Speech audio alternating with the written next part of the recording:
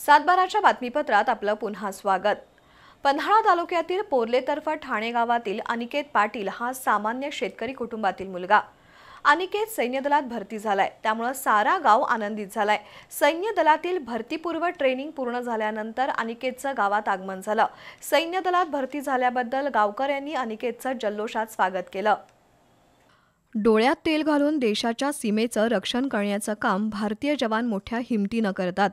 देशसेवा करण्यासाठी सैन्य दलात जाण्याची अनेकांची इच्छा असते।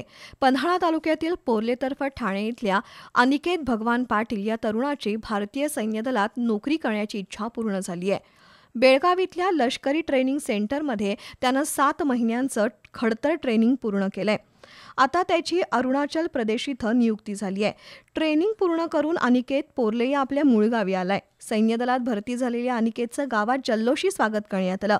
तो राहत असलेल्या गल्लीमध्ये फुलांच्या पायघड्या घालण्यात आल्या होत्या। वाद्याच्या गजरात त्याचं स्वागत करण्यात आलं। महिलांनी औक्षणही केलं। अनिकेतवर सर्वच स्तरातून अभिनंदनाचा वर्षाव होतोय।